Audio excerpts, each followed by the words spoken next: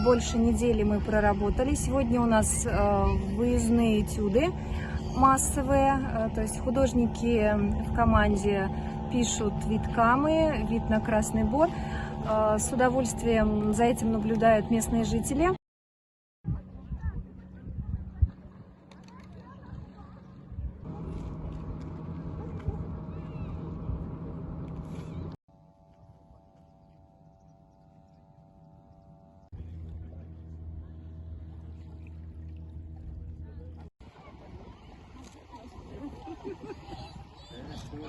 Сейчас не отдыхайте.